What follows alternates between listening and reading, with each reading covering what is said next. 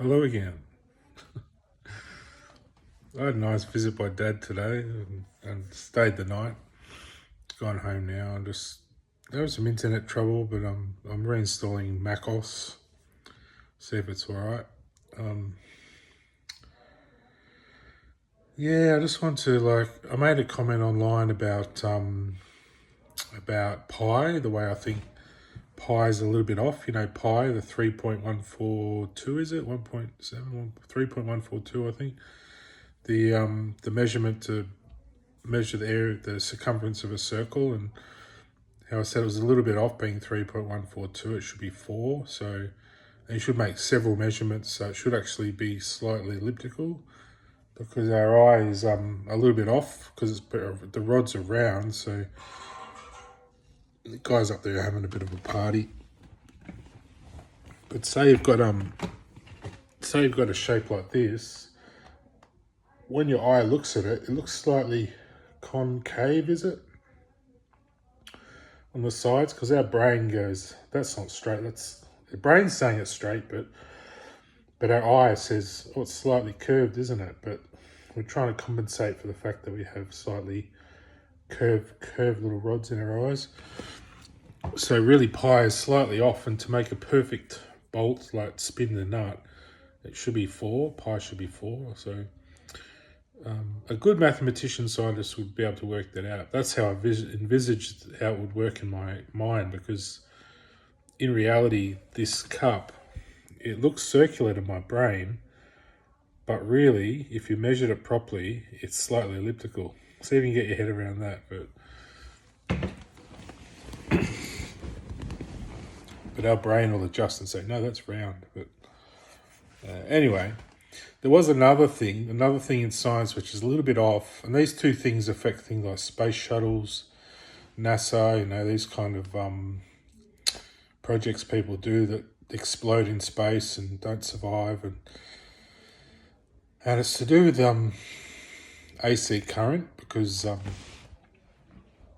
electricity, really, AC, isn't really alternating current. It doesn't really work like that. It looks that way because that's the way we've understood it with mathematics. We plotted out the wavelength, or we made sense of it with DC, RMS, and all the rest. That the way we understand electricity is that an electron carries a charge to another electron, which is attracted with negative and positive polarities and things, that the charge sort of moves the electron around the circuit. So, ultimately it doesn't move the electron, just carries the charge around. So it ends up being like an electric power bolt of lightning through a system. But the way alternating current works, it goes that way, then back the other way, it reverses. So that's how we understand it. Direct current goes the one way, like a battery, positive to negative, whereas alternating current goes negative to positive. And it's hard to explain, but if you read something at Google, you'll understand what I mean. But now electricity is actually, DC is pretty accurate, but alternating current is a little bit off. Like, it's not quite right. They haven't quite got it right. Let's see if I can get my head around it. I understand it in my brain. I'll see if I can translate it out my mouth. See if the words articulate. Hopefully NASA gets a kick out of this one, and maybe the space missions won't explode in space and that. And so for example, you have your positive and you have your ground, or your return, your positive and negative. Like, negative's like the return circuit, and positive is the active circuit. So you might have a plug with your 2 pins, or your ground as well, your 3 pins, and you plug it in the wall, and it comes through there, goes through your circuit, then back out to your return. So we understand electricity is coming through the wall, going through your circuit, powering your device, and then going back out. What there is actually in the world, in nature, is electricity in the atmosphere. So that electricity is powerful enough in the atmosphere, it could actually power a boat, like a speedboat. Can't really do it on land because it touches the ground, so you couldn't really drive a car, but a boat, because on water, it works. Like, you can power things like boats, ships. Probably not a ship, it's too big, but just a boat on the water would probably be powered by electricity from the atmosphere.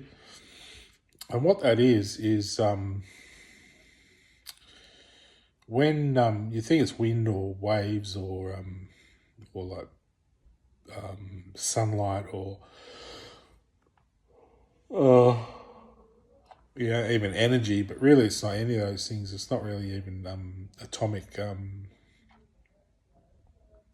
The electricity in the atmosphere, it's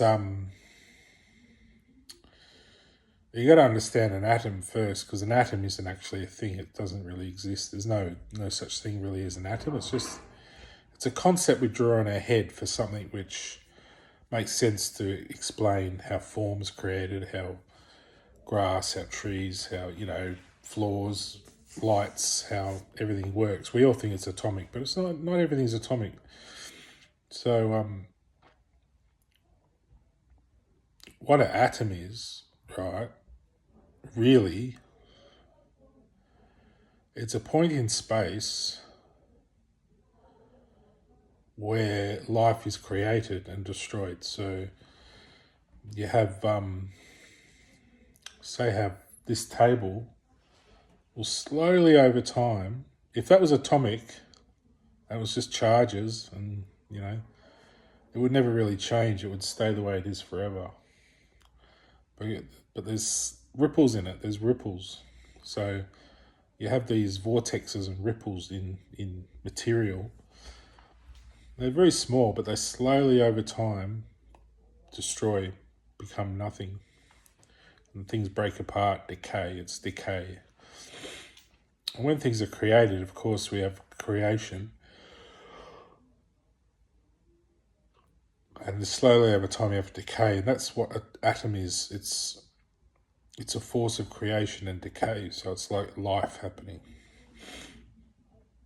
In a way, a human being's an atom, or a particle. We're created, and then slowly over time we decay and we're destroyed. So if you understand that, you can start to understand electricity and why alternating current isn't really what it is. It's not quite right. So say, for example, I'll take water because it's quite a common thing. Of boiling water takes electricity when you have an electric hot plate, and you want to heat that water and turn it to steam, right? So that water has been created. It's a thing, and slowly over time that water will decay and just evaporate. Or what we do when we boil water, we're decaying it really quickly, turning it into steam, and it will never quite go back to water again when it creates again. So when it bonds back together, and that creation happens into water again, because water can be destroyed and then recreated, and through atmosphere and different pressures, and so with ice is creation as well. So when you freeze something, it's slowing down that decay process, so it's kind of reverses. It's almost creating ice, and then it goes back and gets destroyed again to water, then destroyed to steam. And then eventually, with steam, it just gets destroyed completely. So they say energy can't ever be destroyed, but it can. You can destroy it. It can be destroyed. So it doesn't just transform. So life and energy, or whatever you want to call creation, can be destroyed. And that's the basis of life. Is the whole of life is basically creation and destruction, really. So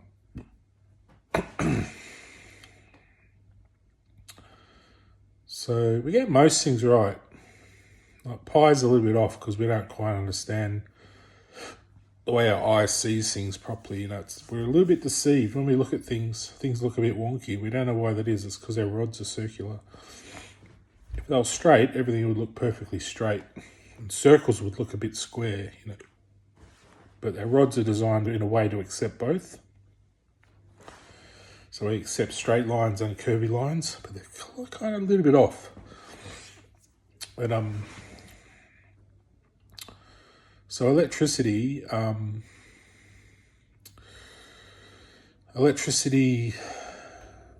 in boiling water. What electricity is you're actually destroying material so quickly that it creates a almost a reverse effect as well. So it's creating energy as it's being destroyed. So it's called what electricity really is kind of an electrofission or electrofusion or fission of energy, where you're turning that energy into another form of creation. So you're turning it from what it was into a different thing. So it's not destroyed, but it's turned into something different. So electricity, I could make electricity from this cup if I knew how to turn that from this into electricity. And you could probably do it to anything, turn into a cylinder or a machine, and turn anything into electricity if you knew how to. Electricity is a thing. It's not just atoms moving from thing to thing. It's like saying turning a cup into water, and that water's electricity. You're turning it into a different medium. Electricity just happens to be very energetic and very powerful, and can burn through you. It's so powerful. It's a very strong force. So yeah, that's what electricity is. It doesn't alternate. What it is you're seeing that force going from creation to destruction, from positive to negative. So it's not really alternating a wave like we think it does. It's sort of modulating from creation to destruction without being just quite destroyed. And in the end it is, but it's sort of diminishing. And if you analyze that with a special machine, I've got an oscilloscope I could probably show. Eventually that wave will run out. It'll eventually diminish into nothing. So electricity eventually burns out, but along a long power line, it'll last for, if it's a huge amount of power, it'll sustain itself, it won't burn out. It'll just keep positive to negative, Anyway, that's just my theory. I haven't proven it. These are my theories based on observations and things I believe. But that's why NASA fails, is because they think electricity in a circuit is alternating, but it's not really. It's just moving from creation. It's being created all the time because it's touching objects. And as it does, it keeps building itself. But at the same time, it's destroying the other creations in that wire or whatever. It's slowly, wires will eventually burn out, So, yeah, it's an interesting. Some things conduct electricity well because they can control that power. Other things don't. The power just falls off. It doesn't work. So, yeah, think about it that way. You might have less accidents, NASA. I hope that helps. Peace out.